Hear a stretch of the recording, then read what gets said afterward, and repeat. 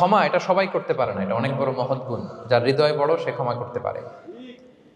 আপনি যদি ক্ষমা না করে কারো ব্যাপারে হিংসা, বিদ্বেষ, ক্ষোভ, হিংসা অন্তরে পুষে রাখেন, এটা ওর কোনো লস নাই, লস আপনার। It will burn your self inside, আপনারে জ্বালিয়ে দিবে। আপনি কারো ব্যাপারে ক্ষোভ রাখছেন, ক্ষোভে গদগদ, রেগে অস্থির, হিংসা, ওর কিছুই হচ্ছে না, হচ্ছে কার? আমার। আপনাকে জ্বালিয়ে পুড়ে শেষ করে দিবে। ওর দিকে তাকানোর দরকার নেই। আপনার নিজের সুখের জন্য আপনি অন্যদেরকে ক্ষমা করুন। তাহলে দেখবেন যদি ক্ষমা করে দেন, একটা মনোদৈহিক প্রশান্তি আপনি লাভ করবেন, একটা সুখানুভূতি আপনি পাবেন। ক্ষমা করে দেন, রাগ, ক্ষোভ, হিংসাকে না বলুন, মনটাকে নির্ভার রাখুন, উইল বি হ্যাপি। কথা বুঝতে পেরেছেন? এবার চমৎকার একটা হাদিস শোনাবো, যা বলবো তার পক্ষে হাদিস শোনাবো।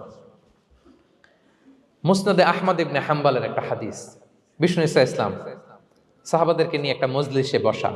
হঠাৎ করে তিনি বললেন, ইয়াতলুউ আলাইকুমুল আনা রাজুলুন মিন আহলিল জান্নাহ।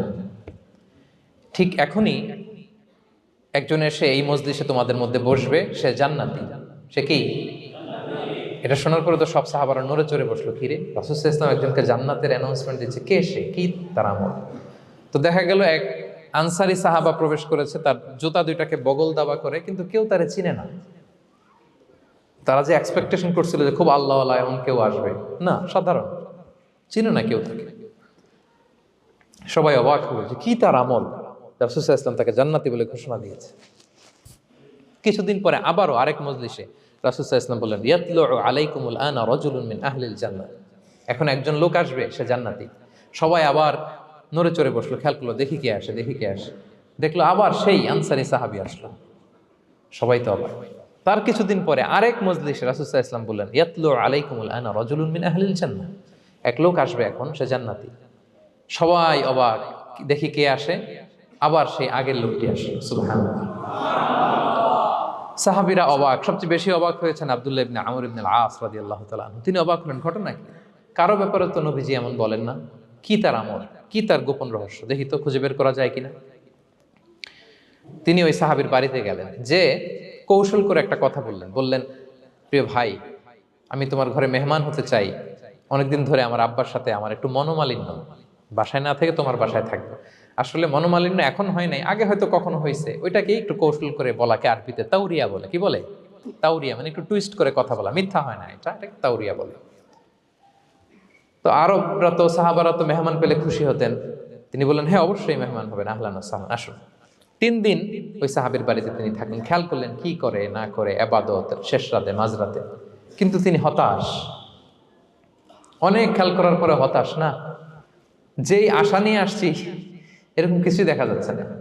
শেষমেশ 3 দিন পরে তিনি খুলেই বললেন যে, ভাই আসলে তেমন কিছু হয় নাই আমার বাবার সাথে, যে কারণে আমি তোমার বাসায় এসেছি।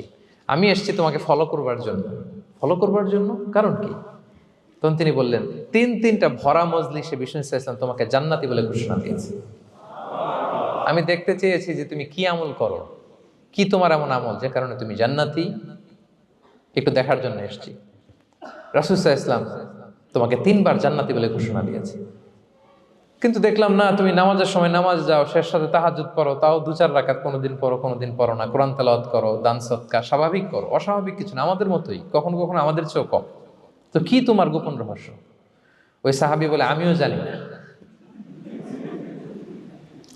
কেন যে নবী সাল্লাল্লাহু আলাইহি ওয়াসাল্লাম বলছে আমিও জানি না। তবে তবে তবে একটা ব্যাপার আমি মনে করি, হয়তো এটা আল্লাহর কাছে পছন্দনীয় হতে পারে। এইবার তো আব্দুল্লাহ বলে, ওই তবেটা কি বলবে? সেটা কি? একটা আমল তুমি করো, এটা হয়তো আল্লাহর ভালো লাগতে পারে, সেটা কি আমাকে বলো। তখন সেই আনসারী সাহাবী বলল যে, আমি প্রতিদিন যখন রাতে বিছানায় ঘুমোতে যাই, আমি ঘুমোতে যাওয়ার আগে সবাইকে ক্ষমা করে তারপর বিছানায় যাই।